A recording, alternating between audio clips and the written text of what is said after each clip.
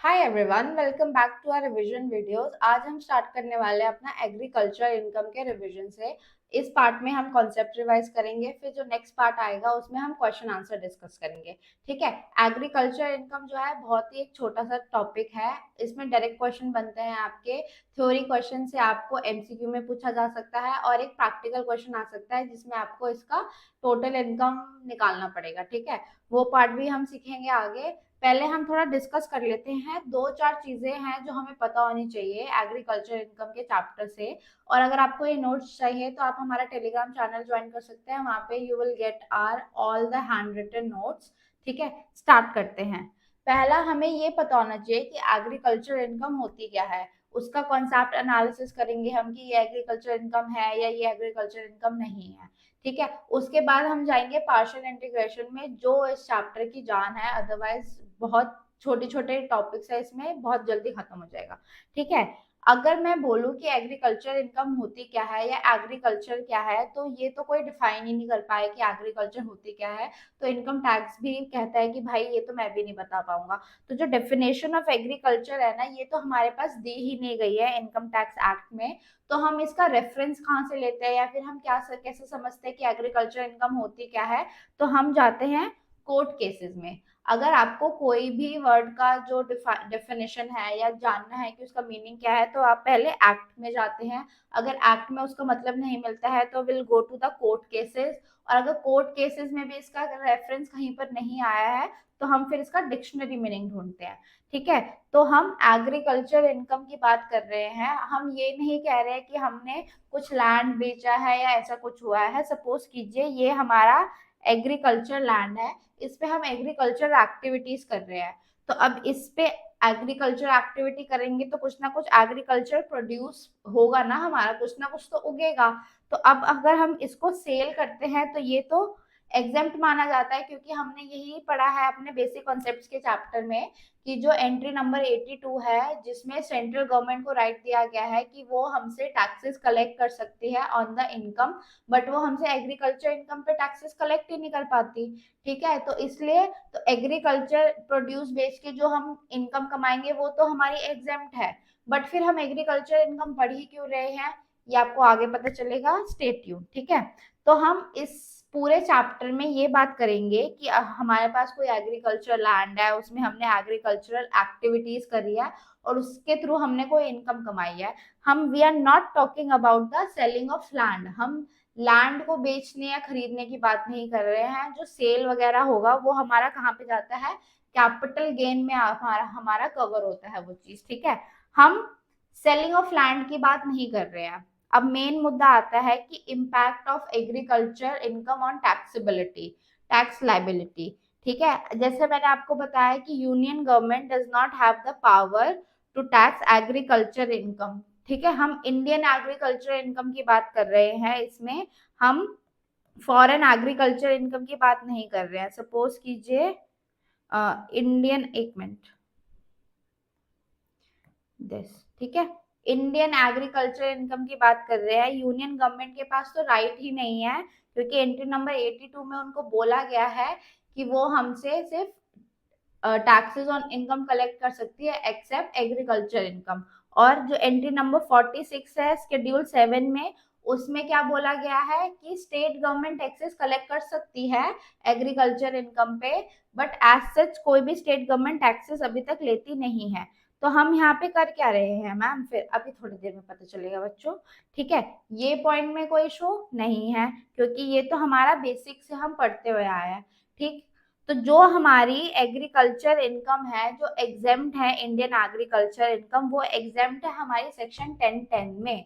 हम pure agriculture income की बात कर रहे हैं, बट यहाँ पे किस चीज की बात कर रहे हैं, दो agriculture income is exempt but its presence will enhance the rate at which non agriculture income is taxed। Suppose कीजिए मैं एक बिजनेसमैन हूँ और मैं फार्मिंग भी करती हूँ और मैं अपना बिजनेस भी चला रही हूँ। तो मैं चाहूंगी कि मेरी ज्यादा से ज्यादा एग्रीकल्चर इनकम आए ताकि मैं उसको एग्जेम्प्ट कर सकूं और कम से कम मेरी नॉन एग्रीकल्चर इनकम आए।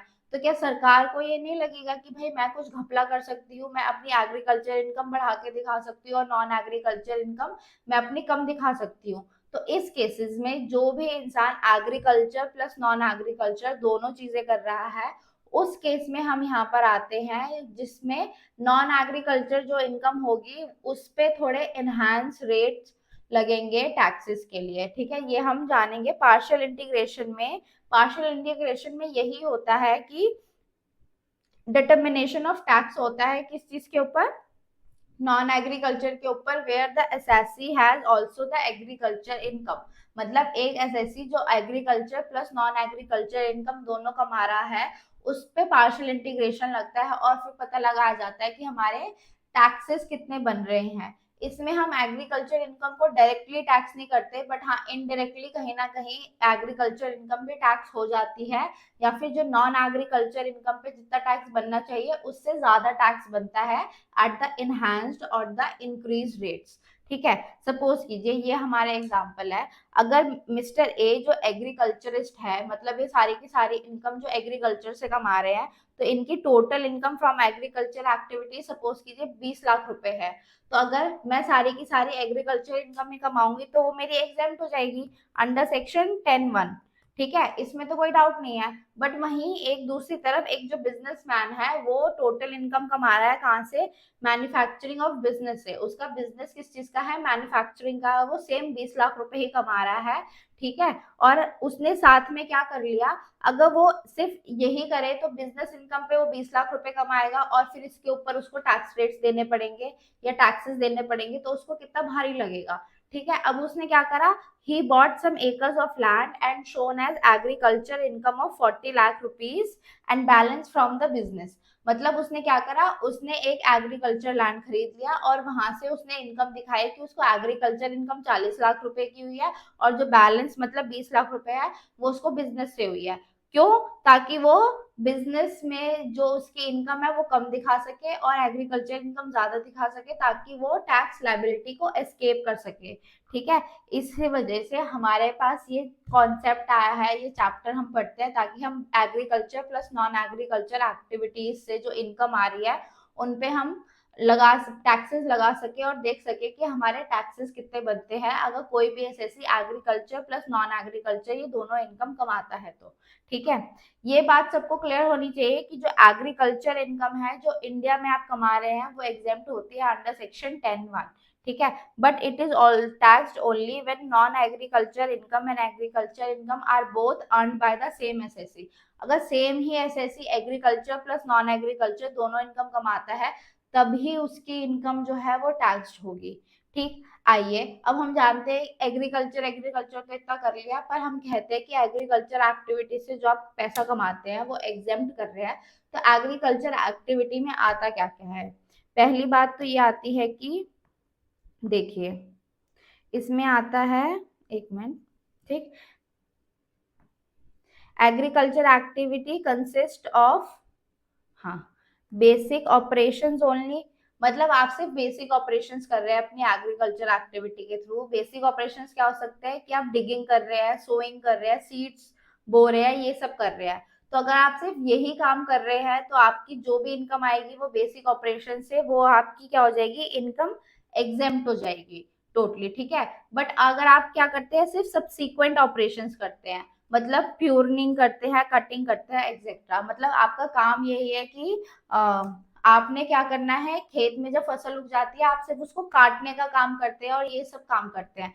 तो ये कोई एग्रीकल्चर इनकम नहीं हुई, इसमें आपने कोई एज एग्रीकल्चर एक्टिविटी नहीं करी। तो अगर आप सिर्फ और सिर्फ सब्सिक्वेंट ऑपरेशंस करते हैं तो आपकी जो एग्रीकल्चर इनकम होगी वो क्या हो जाएगी, टैक्सेबल हो जाएगी, वो एग्जेम्प्ट नहीं होगी। ठीक है, ये ध्यान रखने वाली बात है। बट जहां पे आपने बेसिक प्लस सब्सिक्वेंट ऑपरेशंस दोनों कर दिए वहां पे क्या हो जाएगा, वहां पे जो इनकम होगी वो एग्जेम्प्ट हो जाएगी, as it will be considered as agricultural activity. ठीक है, ये बात ध्यान में रखने वाली है। मैं एक बार दोबारा रिपीट करती हूँ आपके लिए, एक मिनट, बहुत डार्क हो गया।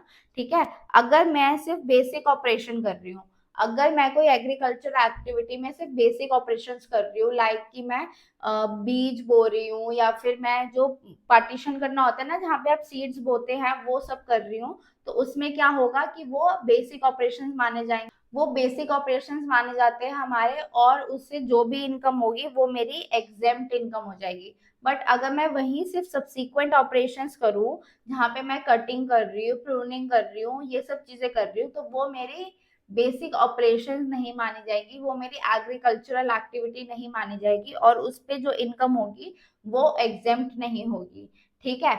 इसके बाद हमारे पास क्या आता है कि अगर मैं बेसिक प्लस सब्सीक्वेंट दोनों चीजें करूं तब क्या होगा, तो जो मेरी इनकम होगी वो एग्जेम्प्ट हो जाएगी, क्योंकि मैं बेसिक भी कर रही हूँ सब्सीक्वेंट के साथ में। अगर आप ओनली सब्सीक्वेंट करेंगे तो आपका एग्रीकल्चर एक्टिविटी से जो इनकम होगी वो आपकी इनकम एग्जेम्प्ट नहीं होगी। या तो आप बेसिक करें या फिर बेसिक प्लस अपना सब्सीक्वेंट ऑपरेशंस करें, तो ये दोनों चीजें करना बहुत जरूरी है। ठीक है। तो अगर आपने दोनों करा है तो उससे जो भी एग्रीकल्चर एक्टिविटी से जो इनकम कमाओगे वो आपकी क्या हो जाएगी, एग्रीकल्चर एक्टिविटी मानी जाएगी, और उससे आने वाली इनकम एग्जेम्प्ट हो जाएगी। अब हमारे पास एग्रीकल्चर एक्टिविटी से जो हम एग्रीकल्चर इनकम कमा रहे हैं वो आ कैसे सकती है, या तो मेरी लैंड से आएगी या फिर मेरे किसी और एसेट से आएगी। ठीक है। ये कैसे होगा, अगर मैं एग्रीकल्चर इनकम कमा रही हूँ जो कि आती है सेक्शन 2A में, मैंने सपोज कीजिए मेरे पास एक लैंड है, जो लैंड है सिचुएटेड इन इंडिया। ठीक है। अगर मैं उस लैंड को एग्रीकल्चर पर्पस के लिए यूज करती हूँ तो उससे आने वाली जो भी इनकम होगी वो मेरी एग्रीकल्चर इनकम मानी जाएगी, और वो मेरी एग्जेम्प्ट हो जाएगी। बट अगर मैं इसी लैंड को, जो सिचुएटेड इन इंडिया है बट इसको मैं किसी और पर्पस के लिए यूज करती हूँ, तो ये डेफिनेशन में कवर्ड नहीं होता है, और ये क्या होता है, ये मेरा क्या कहा जाएगा, ये मेरा एग्रीकल्चर इनकम नहीं कहाई जाएगी, और ये फिर एग्जेम्प्ट नहीं होगा। ठीक है। अगर मेरा जो लैंड है वो सिचुएटेड ही आउटसाइड इंडिया है, तो ये भी डेफिनेशन का पार्ट नहीं बनता, तो इससे भी जो इनकम आएगी वो मेरी क्या हो जाएगी, टैक्सेबल हो जाएगी, टैक्सेबल। ठीक है। अब अगर मैं किसी और एसेट से एग्रीकल्चर इनकम कमाऊं तो वो भी डेफिनेशन का पार्ट नहीं बनती है, तो वो भी मेरी एग्रीकल्चर इनकम नहीं कहलाएगी। तो आइए हम एग्जांपल लेते हैं। सपोज कीजिए, a rural society has its principal business of selling on behalf of its member. एक रूरल सोसाइटी है जिसका प्रिंसिपल बिजनेस क्या है, वो सेल करती है किसके बिहाफ पे, अपने मेंबर्स के बिहाफ पे, butter made by the society members from the cream sold by them by farmer. मतलब ये बटर बनाती है सोसाइटीज। ठीक है। और ये बेचता कौन है, इनको फार्मर्स बेचते हैं। ठीक है। जो क्रीम है sold to them by the farmer, जो क्रीम फार्मर इनको बेचते हैं, उनसे ये क्या बनाते हैं, ये इनकम, ये बटर बनाते हैं और उसको फिर आगे बेचते हैं। तो क्या ये जो the making of butter was a factory process and separate from the farm. तो मतलब ये जो बटर बनाने का प्रोसेस है, क्या हम इसको एग्रीकल्चर इनकम कह सकते हैं, जस्ट बिकॉज जो फार्मर है उन्होंने हमें क्रीम सोल्ड करा है? जी नहीं। The butter resulting from the factory operation separated from the farm was not an agricultural produce and the society was therefore not entitled for the exemption under section 10(1). ठीक है। अब आते हैं, कुछ हम एग्जाम्पल समझते हैं ताकि हम इसको और अच्छे से समझ सके। एग्रीकल्चर इनकम के एग्जाम्पल क्या क्या हो सकते हैं, ये आपको एक क्वेश्चन का पार्ट दे सकते हैं। जैसे रेजिडेंशियल स्टेटस का कोई क्वेश्चन आ गया, आपको बताना है कि ये इनकम किसी पर्सन के हाथ में टैक्सेबल है या एग्जेम्प्ट है, तो उसमें आपको एग्रीकल्चर इनकम का भी पोर्शन दे दिया जाएगा, और आपको पता लगाना होगा क्या ये इनकम टैक्सेबल होगी या नहीं होगी। तो इसमें पहला पॉइंट आता है, इनकम डिराइव्ड फ्रॉम सैपलिंग और सीड ग्रोन इन नर्सरी। अगर आप नर्सरी में भी कोई काम कर रहे हैं, या अगर आपका नर्सरी है कोई जिसमें आप छोटे पौधे उगाते हैं या बीज उगाते हैं, तो वो भी एग्रीकल्चर इनकम ही मानी जाएगी। ठीक है। अगर आपका काम क्या है, फ्लावर्स एंड क्रेपर्स को उगाना या वहां से इनकम कमाना, तो वो भी आपकी एग्रीकल्चर इनकम का पार्ट बनता है। थर्ड पॉइंट हमारे पास क्या आता है, rent receive from a land used for grazing cattle required for agricultural activities. Suppose कीजिए मेरे पास एक बहुत बड़ा सा लैंड है और उस पे मैं घास उगाती हूँ, और उस घास को मैं क्या करती हूँ, जो कैटल्स होते हैं उनको खिलवा देती हूँ। और ये सब क्यों करती हूँ, क्योंकि मुझको उस घास को एग्रीकल्चर एक्टिविटी के लिए यूज करना है। तो ये जो इनकम आ रही है ना मेरी, अगर मैंने सपोज करो मैंने किसी को रेंट पे दे दिया ये चीज करने के लिए, जो घास खिला रहा है, तो वो जो इनकम है मेरी, रेंटल इनकम मैं जिससे कमा रही हूँ, वो मेरी एग्रीकल्चरल इनकम होगी। बट अगर ये रिक्वायर्ड फॉर एग्रीकल्चर एक्टिविटीज ना हो, ठीक है, यहाँ पे क्वेश्चन में ना लिखा हो कि it is not required for agriculture activity, या फिर क्वेश्चन साइलेंट हो, तो आपको क्या करना है, आपको ये मानना है कि एग्रीकल्चर एक्टिविटी के लिए यूज नहीं होगी, फिर आपको जो रेंट रिसीव होगा वो आपको टैक्सेबल कर देना है। ठीक है, नेक्स्ट पॉइंट आता है हमारे पास, अगर मैं बैम्बू ग्रो करती हूँ तो ये भी मेरी एग्रीकल्चरल एक्टिविटी का ही पार्ट माना जाएगा।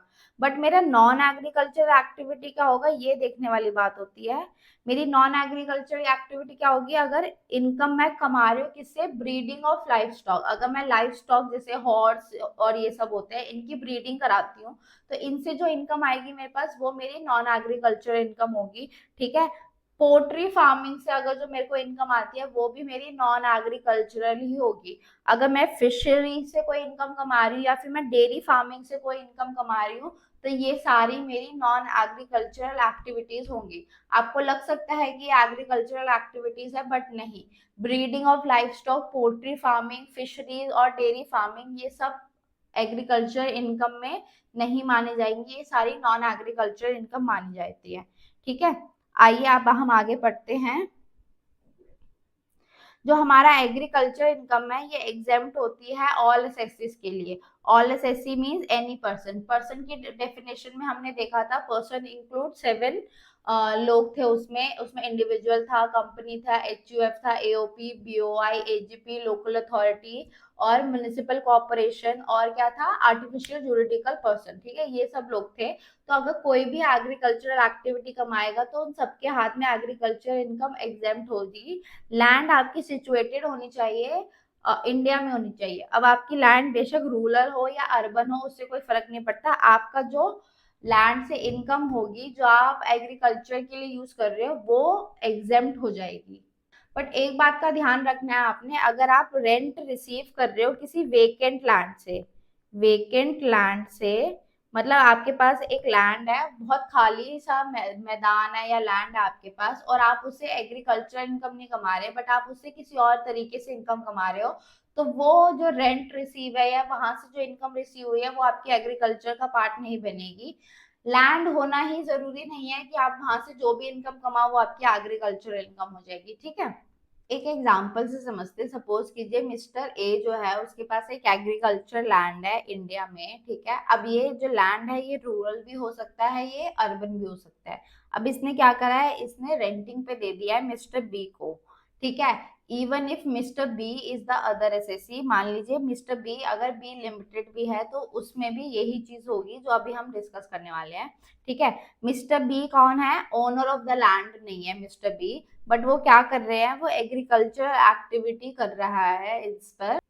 अब इसमें क्या कर रहा है, जो मिस्टर बी है वो एग्रीकल्चर एक्टिविटी कर रहा है और वो रेंट दे रहा होगा मिस्टर ए को जिसने उसको लैंड दिया है काम करने के लिए। ठीक है, अब रेंट आप कैसे दे सकते हैं, या तो आप कैश में दे सकते हो या तो आप काइंड में दे सकते हो। मैम काइंड में कैसे देंगे, सपोज कीजिए जो भी इसने एग्रीकल्चर एक्टिविटी करके एग्रीकल्चर प्रोड्यूस कमाया है, 50% उसने मिस्टर ए को दे दिया या 25% मिस्टर ए को दे दिया, डिपेंडिंग ऑन द रेंट कितना है। ठीक है, तो मिस्टर ए के पास सपोज कीजिए या तो 5,000 रुपए कैश में आ जाता है पर मंथ का। ठीक है, तो वो भी एग्जेम्प्ट हो जाएगा। और अगर अगर वो रेंट इन काइंड में होता है तो जो एग्रीकल्चरल प्रोड्यूस मिलेगा उसको, तो वो क्या करेगा, उस एग्रीकल्चर प्रोड्यूस को बेच देगा, तो उससे जो उसको रेवेन्यू या इनकम जनरेट होगी वो भी एग्रीकल्चर इनकम होगी, और वो भी उसका 10-10 में एग्जेम्प्ट हो जाएगा। ठीक है, ये तो कहानी रही मिस्टर ए के हाथ में, अगर उसको रेंट कैसे मिलता है, या तो कैश में मिलता है या उसको काइंड में मिलता है। अब मिस्टर बी की बात में क्या आता है कि जो रेवेन्यू कमा रहा है वो एग्रीकल्चर प्रोड्यूस को बेच करके, वो उसका क्या माना जाएगा, वो उसका रेवेन्यू माना जाएगा, एग्रीकल्चर इनकम माना जाएगा, और वो उसका एग्जेम्प्ट हो जाएगा। इवन दो मिस्टर बी जो है वो ओनर ऑफ द लैंड नहीं है, वो एक्चुअल ओनर नहीं है, बट उसका जो इनकम होगा वो एग्रीकल्चर इनकम माना जाएगा। और सिमिलरली जो मिस्टर ए है वो ओनर ऑफ द लैंड तो है, बट उसने खुद खेती करके काम नहीं, इनकम अर्न नहीं करी है, बट स्टिल जो उसको रेंट मिल रहा है वो आपका एग्रीकल्चर इनकम माना जाएगा। क्यों, क्योंकि मिस्टर बी जो काम कर रहा है वो एग्रीकल्चरल प्रोड्यूस उगा रहा है एग्रीकल्चरल एक्टिविटीज करके। ठीक है, ये बात ध्यान रखने वाली है, ये एक एग्जांपल आप दोबारा अपना कर सकते हैं सो दैट आपको बेटर अंडरस्टैंडिंग हो। अब हम जानते हैं कि basic operation versus subsequent operations. ठीक है, बेसिक ऑपरेशंस क्या होते हैं कि स्टार्टिंग की बेसिक प्रिपरेशन। अगर आपने खेत में मान लीजिए आम का पेड़, आपके आम के बागान है, आपको आम के पेड़ उगाने हैं, तो आम के पेड़ उगाने के लिए पहले आपको जमीन को प्रेप करना पड़ेगा। ठीक है, उस पे खेती करने के लिए उसमें लाइनें डालनी पड़ेगी, पार्टीशंस करने पड़ेंगे ताकि आप उसमें बीज उगा सके, आम के बीज सीड्स डाल सके। तो ये सारी जो स्टार्टिंग की प्रिपरेशंस होती है, ये हमारे बेसिक ऑपरेशंस होते हैं। सब्सीक्वेंट ऑपरेशंस क्या होते हैं?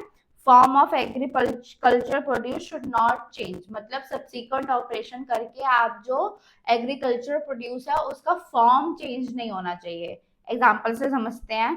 सपोज कीजिए मैंने बेसिक ऑपरेशंस भी करे हैं और मैंने सब्सीक्वेंट ऑपरेशंस भी करे हैं, तो ये जो इनकम मेरे पास आएगी वो क्या कहलाएगी? एग्रीकल्चरल इनकम कम आएगी, इवन इफ इट इज,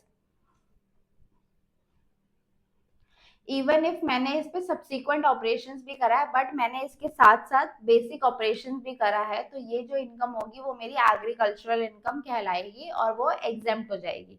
ठीक है, अगर मैं बेसिक ऑपरेशंस तो कर दूं बट मैं सब्सीक्वेंट ऑपरेशंस ना करूं, तो भी मेरी जो इनकम होगी वो एग्रीकल्चरल इनकम होगी। ठीक है, बट मैं कहती हूँ कि मैंने बेसिक ऑपरेशंस नहीं करे बट हाँ मैंने सब्सीक्वेंट ऑपरेशंस करे हैं, तो क्या होगा?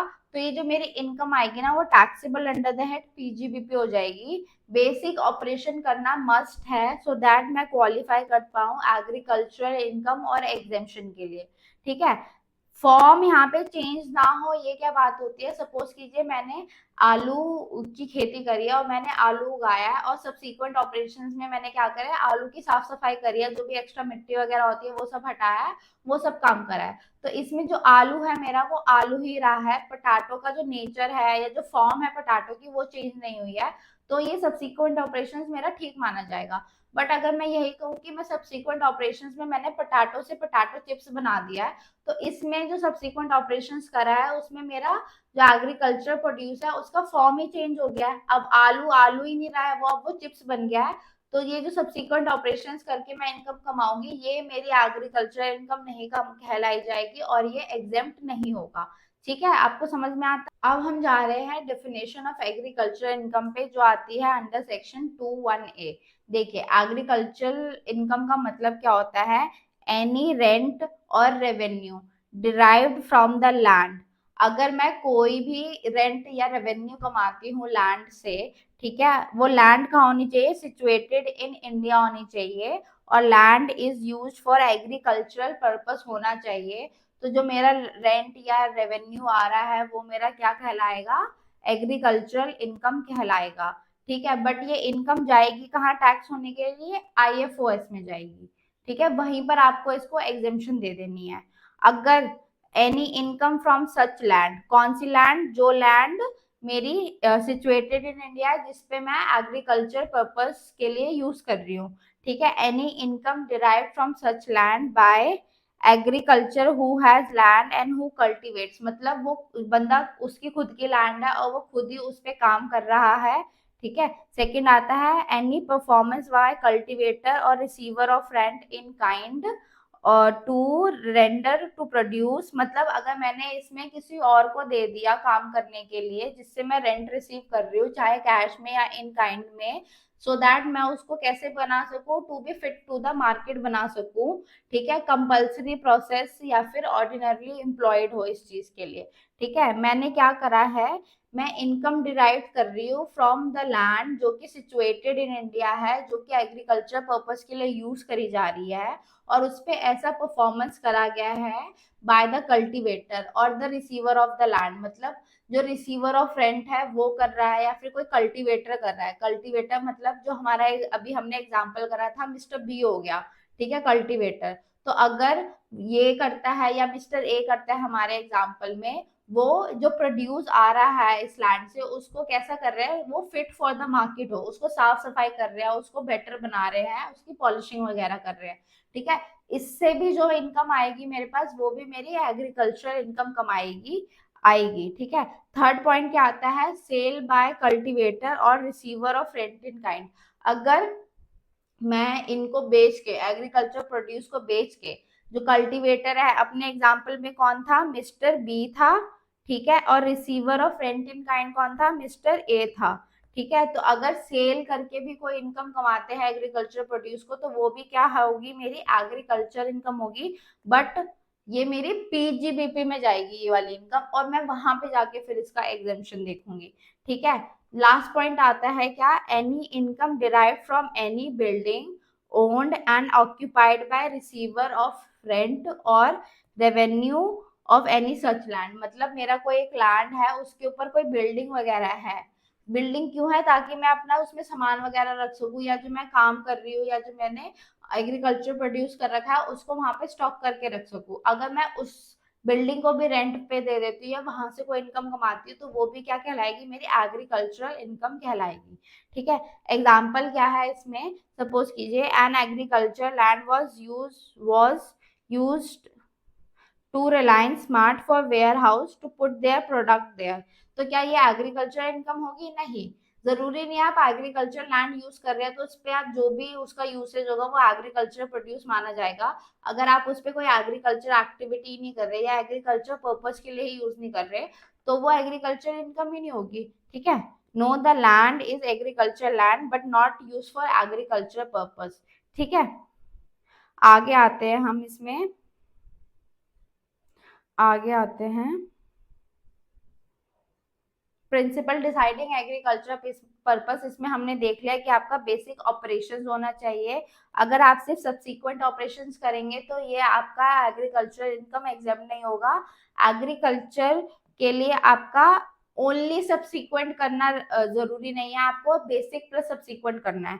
ठीक है, agriculture not merely food and grain, मतलब इसका क्या है कि agriculture merely not about raising food and grains from human for human consumption, it includes all product for the performance of basic and also subsequent operation. मतलब हर तरीके का product जो basic और सब्सिक्वेंट ऑपरेशन करके आया है तो वो भी एग्रीकल्चर का माना जाएगा। Hence, anything or all the products of the land which may be utilized for human consumption for tradable।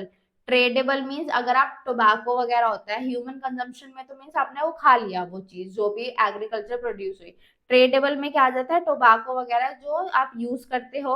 और कमर्शियल एसेट मीन्स अगर आप ट्री या वुड से अगर आप कुछ वो बनाते हो, कोई फर्नीचर वगैरह बनाते हो, तो वो भी क्या है, एग्रीकल्चर एक्टिविटी मानी जाएगी।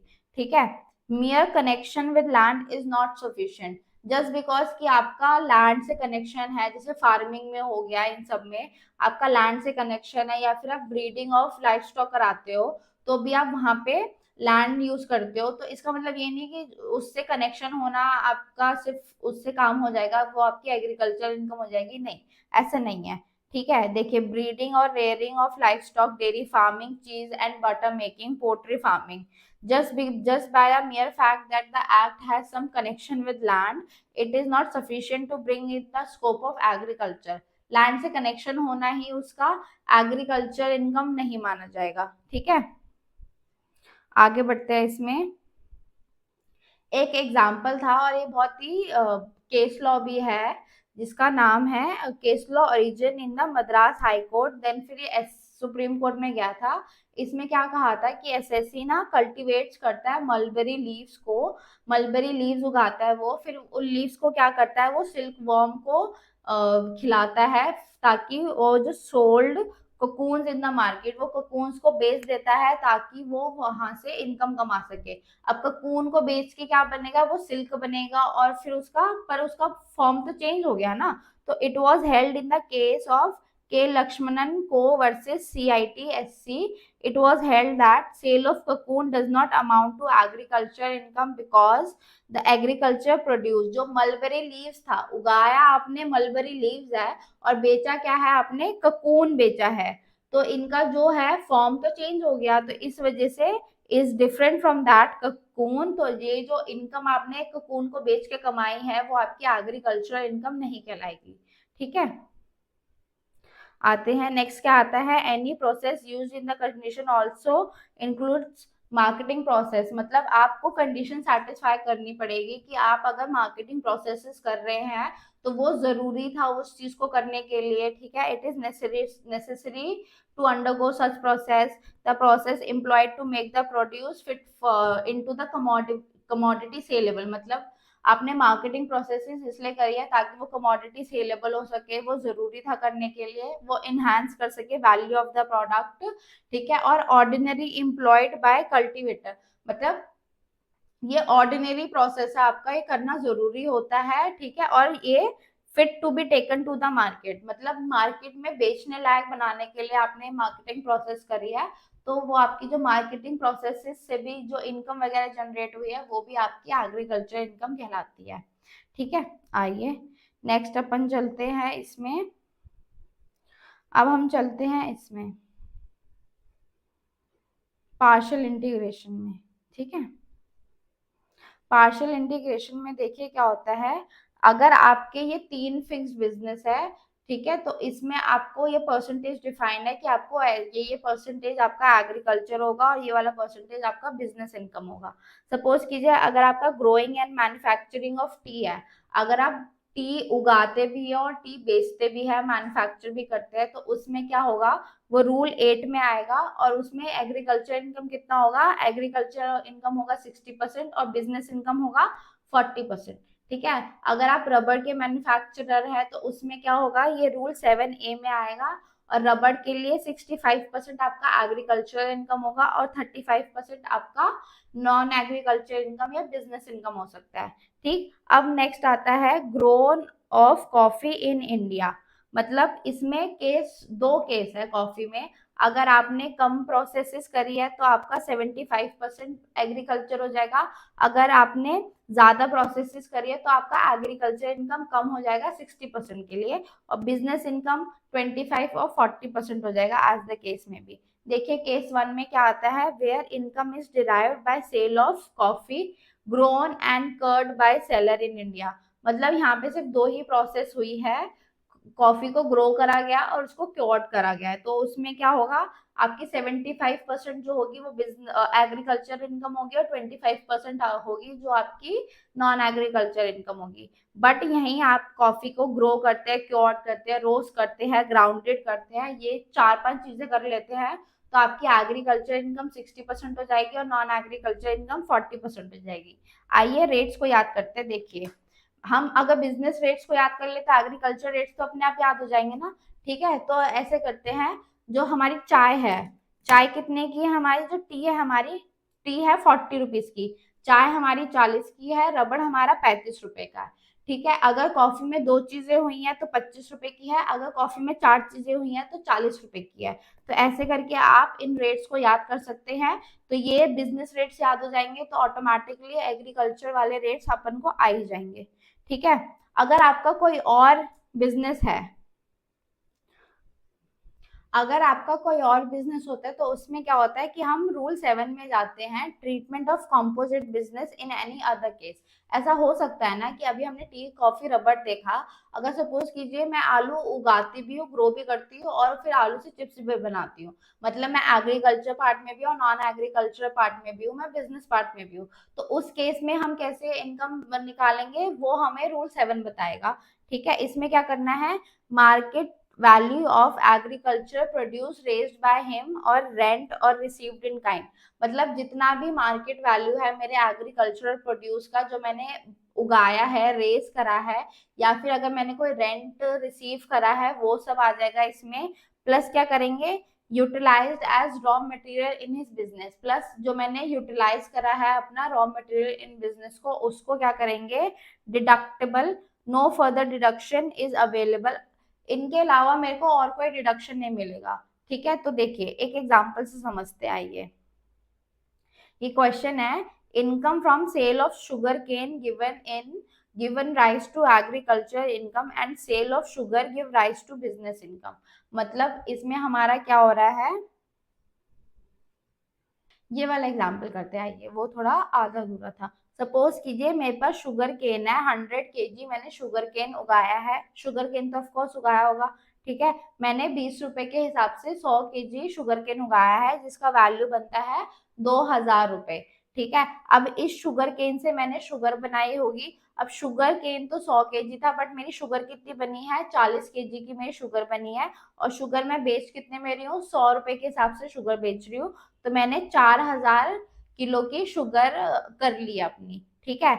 अब अगर मान लीजिए अगर मेरी शुगर केन की मार्केट वैल्यू ही 18 रुपए है, तो क्या अगर मैं अपने बिजनेस के लिए इस रॉ मटेरियल को यूज करूंगी तो क्या मैं 18 रुपए से ज्यादा यूज कर पाऊंगी या अपने मार्केट अपने बिजनेस में कंसिडर कर पाऊंगी? नहीं।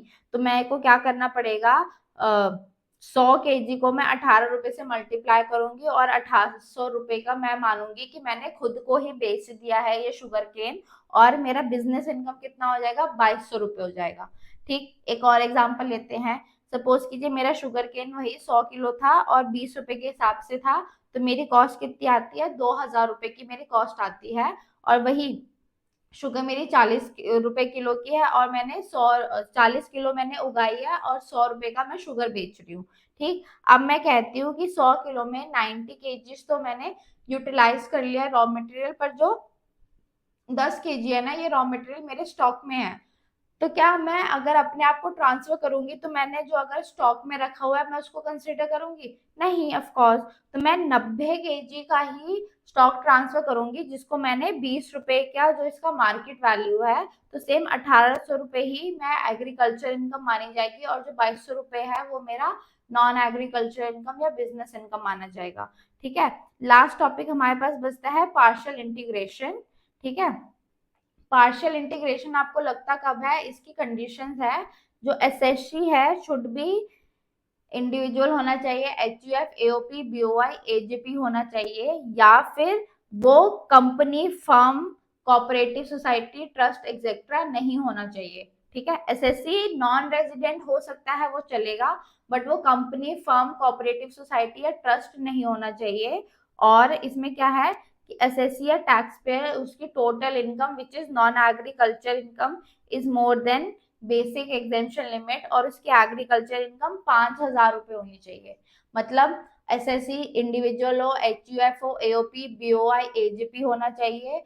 उसकी जो non business non agriculture income है वो टैक्सेबल लिमिट से ज्यादा होनी चाहिए, सॉरी एग्जेम्प्ट लिमिट से ज्यादा होनी चाहिए, मतलब 2.5 लाख, 3 लाख या 5 लाख से। और अगर न्यू स्कीम में है तो 3 लाख रुपए से ज्यादा होनी चाहिए। और उसकी जो एग्रीकल्चर इनकम है वो 5000 से ज्यादा होनी चाहिए। उस केस में ही हमारे पास क्या लगेगा, पार्शियल इंटीग्रेशन लगता है। ठीक है। इसका ये कंप्लीट प्रोसीजर है। हमको निकालना कैसे है, हमें पहले नेट एग्रीकल्चर इनकम निकालना है as if it is chargeable to tax. मतलब हम पहले कैलकुलेट करेंगे नेट एग्रीकल्चर इनकम, जैसे कि उस पर टैक्स लगना हो तो हम पहले वो डिसाइड कर लेंगे स्टेप 1 में। स्टेप 2 में हम क्या निकाल लेंगे, aggregate of net agriculture income, जो हमने स्टेप 1 से नेट एग्रीकल्चर इनकम निकाली है वो, प्लस हम क्या करेंगे, non agriculture income of SSC, and उस पे टैक्स निकाल लेंगे। मतलब यहाँ पे हमने एग्रीकल्चर इनकम पे जो नेट है उस पे हम टैक्स निकालेंगे जो चार्जेबल टू टैक्स है। स्टेप 2 में हम क्या करेंगे, agriculture plus non agriculture income है उस पे टैक्स निकालेंगे। और बाद में थर्ड स्टेप में क्या होगा, टैक्स ऑन एग्रीकल्चर बस बेसिक एग्जेम्पशन लिमिट। मतलब इसमें जो हमने नेट एग्रीकल्चर इनकम निकाली है इसमें हम बेसिक एग्जेम्पशन लिमिट ऐड कर देंगे और उस पर टैक्स निकालेंगे। ठीक है। अब स्टेप 4 क्या होता है, अगर मेरा स्टेप 2 माइनस स्टेप 3 करती हूँ तो मेरा क्या आ जाएगा, tax on non agriculture income. उसके बाद हमको क्या देखना है कि अगर हमें रिबेट मिलती है, सरचार्ज लगता है या नहीं लगता है, और एचजीसी तो कंपलसरी लगेगा। ठीक है। उसके बाद हमारे पास नेट टैक्स लाइबिलिटी आ जाएगी स्टेप 4 प्लस स्टेप 5 को लेकर। ठीक है। इनसे रिलेटेड जितने भी क्वेश्चन है हम अपना क्वेश्चन वीडियो में देखेंगे। हमारे मोस्टली सारे कॉन्सेप्ट्स हो गए हैं। आप इसको रिवाइज करिएगा, नोट से गो थ्रू करिएगा। हम मिलते हैं अपने नेक्स्ट वीडियो में जिसमें हम इसके क्वेश्चन रिवाइज करेंगे। ठीक है। मोस्टली हमारे क्वेश्चन किससे रिलेटेड होंगे, पार्शियल इंटीग्रेशन से रिलेटेड होंगे, या जो हमने रूल पढ़े हैं उनसे रिलेटेड होंगे हमारे क्वेश्चन। ठीक है। चलिए मिलते हैं नेक्स्ट वीडियो में। Take care, bye bye.